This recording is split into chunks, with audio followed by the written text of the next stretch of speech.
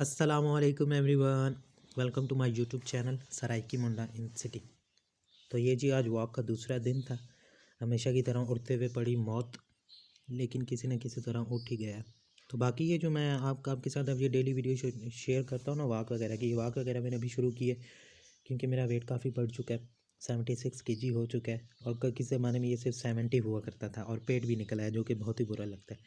तो फिर ये अभी दिसंबर का एंड चल रहा है, तो मैंने ये टारगेट रखा हुआ है रमज़ान तक मैं वॉक करूँगा। सुबह सिर्फ सिंपल वॉक और कुछ पुशअप्स वगैरह लगाऊंगा, वो भी साथ साथ आपको बताता रहूँगा, जो कि वक्त के साथ साथ कोशिश करूँगा कि बढ़ें।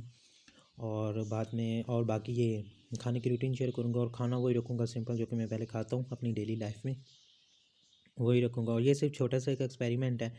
तकरीबन 74 डेज़ बनते हैं रमज़ान तक, अभी लेके दिसंबर से एंड से लेकर रमज़ान तक 74 डेज़ बनते हैं। तो ये छोटा सा एक्सपेरिमेंट है कि सुबह वॉक करने से वज़न कम होता है कि नहीं। तो ये साथ आपके साथ भी शेयर करूँगा। और ज़्यादातर जो टाइमिंग होगी वॉक की वो 45 मिनट, 40 मिनट या 35 मिनट, बस इतनी होगी, तो इससे ज़्यादा नहीं होगी। तो इसके बाद ही फिर मैं वॉक पे चला गया और वॉक से वापस आने के बाद हमेशा की तरह नहाए और उसके बाद नाश्ता किया। आज पता नहीं क्या ठंड कुछ ज़्यादा मुझे लग रही थी क्योंकि मौसम बाहर ख़राब था, आज भी ख़राब था, मतलब धुंध वगैरह थी थोड़ी थोड़ी। तो जब सर्दी में नहा के निकले ना तो मज़ीद कुछ ज़्यादा हैवी खाने का दिल करता है। तो फिर इसलिए नाश्ते में मैंने आज ना 1 चम्मच से मलाई का लिया एक्स्ट्रा। तो फिर आज नाश्ते में चाय है, पराठा है साथ, और 1 चम्मच मलाई का अच्छा लगता है। फिर आज वैसे कुछ हैवी खाने का दिल था तो मैंने अंडा वगैरह बनाया नहीं, क्योंकि अंडा मैं रोज़ रोज़ खा नहीं सकता। तो नाश्ता वगैरह करने के बाद पता नहीं थोड़ी देर जब गुजरी तो फिर से भूख लगी। तो ये कप केक पड़े हुए थे, 2 पर शाम को खा लिए, तो फिर अभी एक पड़ा हुआ था, मैंने कहा ये भी खा ले। बचपन की आदत पड़ी हुई है ना, वो भी बचपन में जो चीज़ वगैरह लेके आते थे, तो जितनी से पेट भर गया, बाकी अगली सुबह सुबह उठ के खानी है नाश्ते के बाद, तो वही याद होगी। और उसके बाद जी ये बजीज़ आए हैं नए मेहमान के तौर पे। ये मैंने न्यू नहीं लिए, ये मेरे दोस्त के हैं, वो लोग गाँव गए हुए थे तो इनकी फिर केयर करने वाला था कोई नहीं पीछे, ये फिर अभी मेरे पास आ गए। ये पहले भी 1-2 दफ़ा आ चुके हैं। तो ये इनके पास सिर्फ 2 ही पेयर थे और अभी माशाल्लाह से 20-25 हो गए हैं। ये 1.5-2 साल में बड़े हैं ये इतने। तो ये जब तक फिर नहीं आते वो वापस, तब तक ये मेरे पास ही हैं। और घर की रौनक में भी मज़ीद इजाफा हो गया है। पहले अपने थे उनका शोर, अब साथ में इनका भी, लेकिन क्या है जी, खैर है, मेहमान है, ये चले जाएंगे तो इतना मसला नहीं है। बाकी देखते हैं कब तक ये हमारे मेहमान रहते हैं। और उसके बाद ही फिर जी टाइम गुजरा थोड़ा सा, तो फिर कुछ खाने का दिल किया तो फिर अमरूद खा लिया एक ही।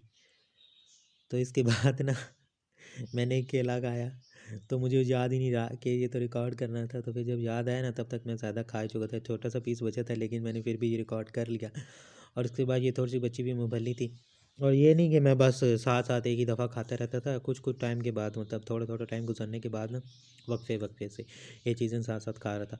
और फिर उसके बाद जब घर के सेन में थोड़ी सी धूप आई तो बजीज़ वगैरह का पिंजरा बाहर निकाल दिया और इनको धूप में रखा। और फिंचज़ का पिंजरा क्योंकि छोटा सा है तो फिर वो बजीज़ के पिंजरे के ऊपर रख देते हैं। सर्दियों में ज़्यादातर कोशिश यही होती है कि ये जो बजीज़ है ना, ये ज़्यादातर इनका टाइम धूप में ही गुजरे ताकि इनको ठंड वगैरह ज़्यादा ना लगे। और बाकी ये जो मेहमान थे हमारे, इनको भी धूप में रख दिया। और उसके बाद ये थोड़ा सा केक बचा हुआ था तो ये खाया।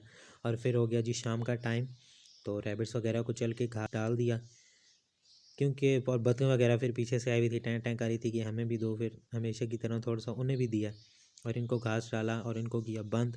और फिर इनको बंद करने के बाद मुर्गों को नीचे भगाया।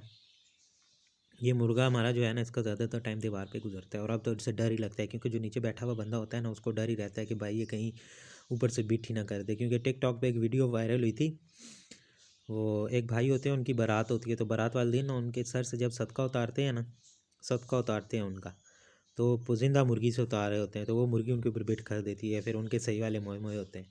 तो जब से वीडियो देखी ना तब से डर ही पड़ गया है। इसलिए जब ये दीवार पे हो ना तो फिर कोशिश करते हैं कि जहाँ पे ये खड़ा है ना वहाँ पे नीचे ना बैठे।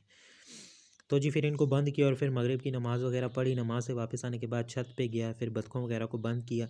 इनको मैं रोटी वगैरह डाल देता हूँ, फिर वापस आके बंद कर देता हूँ, ये खुद ही घुस जाती हैं अंदर खा पी के। मैं कहता हूँ एक दफ़ा पेट फुल कर लें, क्योंकि फिर सुबह इनको मैं ज़्यादा जल्दी नहीं खोलता ना, 8 साढ़े 8 बजे ये टाइमिंग होती है, मैं इनको खोल देता हूँ। फिर इसलिए कोशिश यही होती है कि ये अपनी मर्ज़ी से जाएँ, पेट वगैरह जब इनका सही भर जाए तो ये खुद ही चली जाती हैं। फिर इनको बंद वगैरह करने के बाद लगाए कुंडे, फिर नीचे चले गए। इस मकान का ये फ़ायदा है कि इसके दरवाज़े काफ़ी सारे हैं ना, तो दरवाज़े बंद कर दें सारे तो फिर मकान गर्म हो जाता है, मतलब ठंड का फिर इतना पता नहीं चलता। फिर नीचे आने के बाद जो बजीज़ वगैरह बाहर बरामदे में पड़े हुए थे उनको अंदर किया। ये जो हमारे बजीज़ हैं ये ज़्यादातर इनका टाइम बरामदे में ही गुजरता है, यहाँ पे धूप वगैरह भी लगती है। और जब यहाँ पे धूप ना लगे तो फिर इनको ना बाहर से इनमें जब धूप आती है ना तो फिर वहाँ पे रख देते हैं। केयर वगैरह तो इनको इनकी काफ़ी है, लेकिन फिर भी पता नहीं क्यों ये बीमार हो जाते हैं और मर जाते हैं फिर।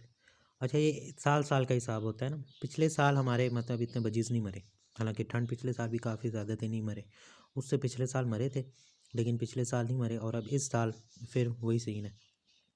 इस साल भी बड़े तो इतने नहीं मरे, बीमार हुए, साथ में दवाई वगैरह दी मैंने तो वो ठीक हो गए थे। लेकिन जो बच्चे हैं ना वो इस दफ़ा काफ़ी मर चुके हैं, तकरीबन अब तक 20 से 30 बच्चे मर चुके हैं बजीज़ के। बाकी कोई नहीं जी, खैर है, अल्लाह और देगा।